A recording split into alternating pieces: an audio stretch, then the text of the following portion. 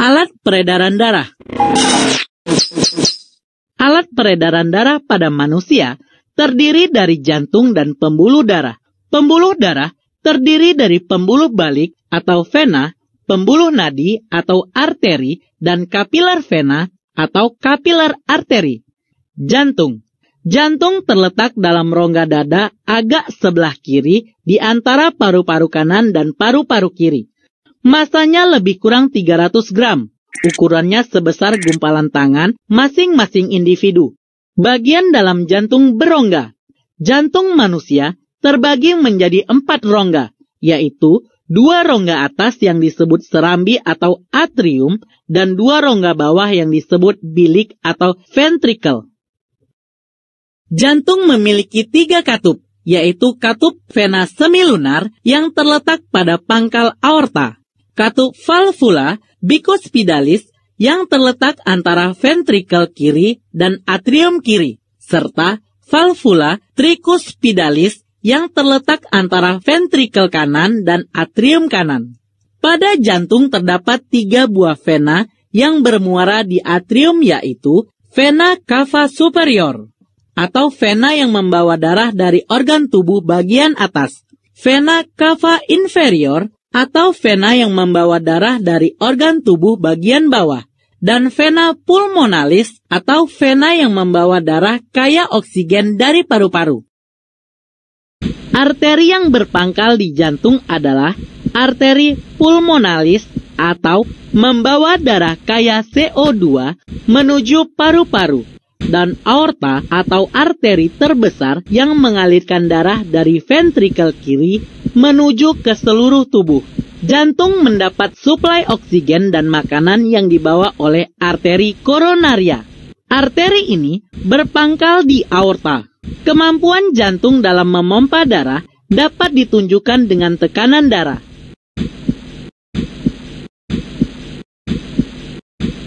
A. Detak jantung. Jantung disusun oleh otot jantung yang bekerja tanpa sadar dan otot jantung sangat kuat. Pada kondisi normal, jantung berdenyut secara teratur dengan cara otot jantung kontraksi saat jantung mengempis dan otot jantung relaksasi saat jantung mengembang.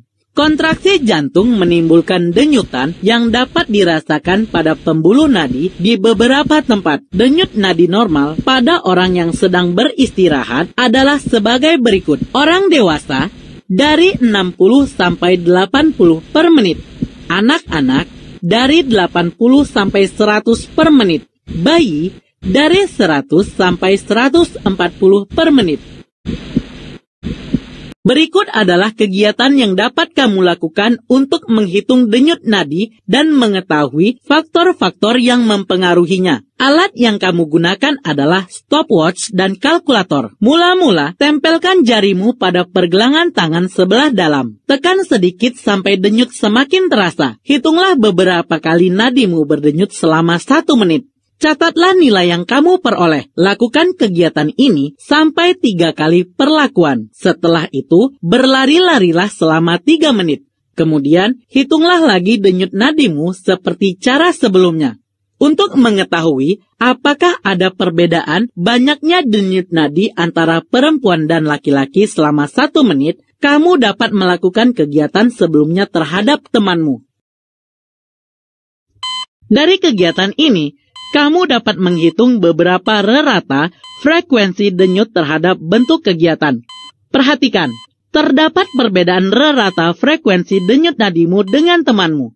Ini disebabkan karena frekuensi atau banyaknya denyut nadi tiap orang berbeda, tergantung usia, jenis kelamin, kesehatan, serta berat badan seseorang. Dari data tersebut, tampak bahwa nilai frekuensi denyut nadi dalam keadaan tenang atau sebelum berlari lebih sedikit daripada setelah berlari.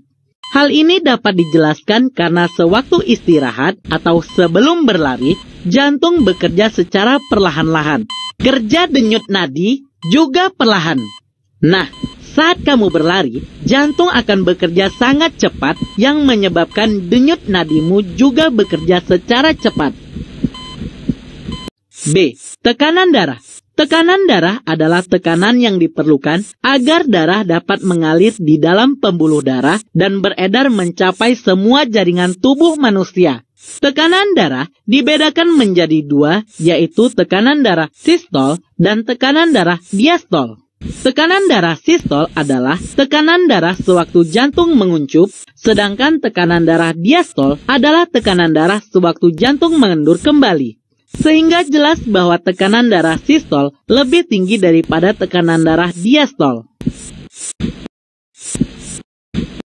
Pernahkah kamu pergi ke dokter ketika seseorang ingin berobat? Biasanya dokter terlebih dahulu mengukur tekanan darah orang tersebut dengan menggunakan alat yang disebut tensimeter atau sphygmomanometer. Tekanan darah dapat digunakan untuk mengetahui kekuatan jantung memompa darah sehingga dapat digunakan untuk mengetahui kesehatan seseorang. Mungkin kamu pernah mendengar kalimat tekanan darahnya 120/80 mm Hg. Tahukah kamu apa maksudnya? Nah, untuk nilai 120 mm Hg menunjukkan tekanan darah saat ventrikel berkontraksi atau disebut tekanan sistol. Sedangkan 80 mm Hg menunjukkan tekanan darah saat ventrikel relaksasi atau disebut tekanan diastol.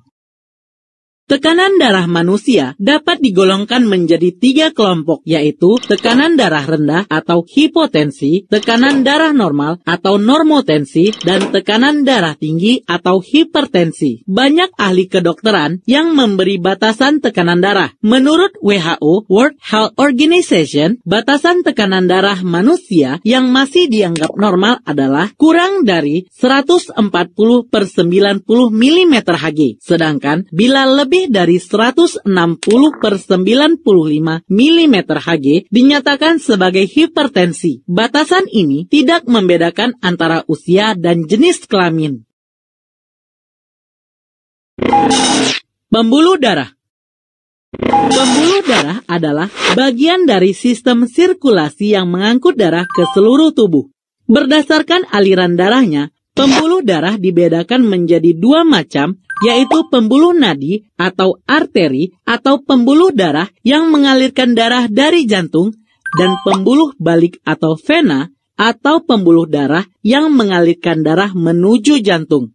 Arteri dan vena dihubungkan oleh pembuluh kapiler. Berikut akan kamu pelajari satu persatu. A. Pembuluh nadi atau arteri. Pembuluh nadi atau arteri adalah pembuluh yang mengalirkan darah dari jantung ke seluruh tubuh dan paru-paru.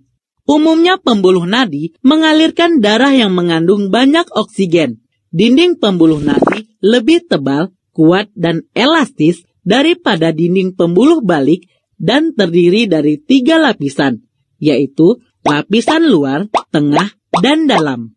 Lapisan luar tipis tetapi kuat, lapisan tengah tersusun atas sel-sel otot polos, dan lapisan dalam tersusun atas satu lapisan endotelium. Saat jantung berdenyut, maka pembuluh nadi ikut berdenyut akibat tekanan darah yang terpompa. Jika kamu meraba pembuluh nadimu, misalnya pembuluh nadi di daerah leher, kamu akan merasakan denyut nadi tersebut. Pembuluh nadi hanya memiliki satu katup yang terletak dekat pangkal jantung yang disebut valvula semilunar. Fungsi katup ini adalah untuk mengatur aliran darah agar tetap searah, yaitu meninggalkan jantung. Pembuluh nadi terbesar disebut aorta. Darah yang kaya oksigen dibawa oleh aorta. Aorta akan bercabang-cabang menjadi pembuluh nadi berukuran kecil yang disebut arteri. Dan setiap arteri akan bercabang-cabang menjadi arterior. Nah, jika pembuluh nadi terluka, maka darah akan memancar keluar dengan deras. B. Pembuluh balik atau vena. Pembuluh balik atau vena merupakan pembuluh darah yang mengalirkan darah dari seluruh tubuh dan paru-paru kembali ke jantung. Pembuluh balik terletak agak di permukaan tubuh, tampak kebiru-biruan di bawah kulit, berdinding tipis dan tidak berdenyut. Apabila terluka, darah tidak memancar. Pembuluh balik terdiri dari pembuluh balik tubuh dan pembuluh balik paru-paru.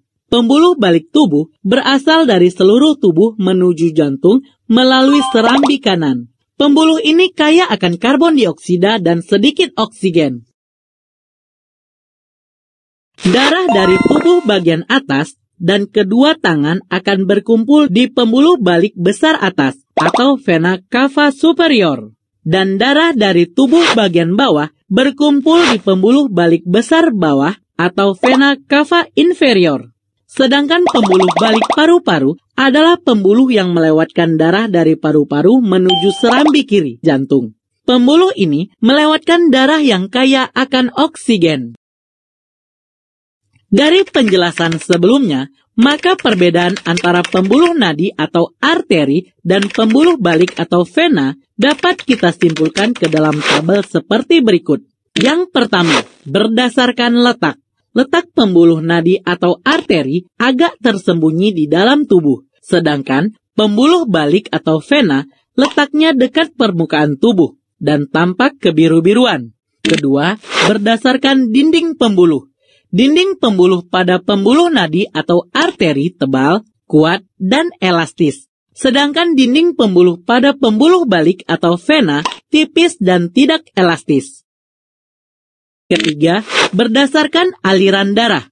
Aliran darah pada pembuluh nadi meninggalkan jantung, sedangkan aliran darah pada pembuluh balik menuju jantung. Keempat, berdasarkan denyut. Denyut pada pembuluh nadi terasa, sedangkan denyut pada pembuluh balik tidak terasa. Kelima, berdasarkan katup. Katup pada pembuluh nadi 1 pada pangkal jantung, sedangkan katup pada pembuluh balik banyak dan di sepanjang pembuluh. Dan terakhir, apabila terluka. Apabila pembuluh nadi terluka, darah akan memancar. Sedangkan apabila pembuluh balik yang terluka, darah tidak memancar.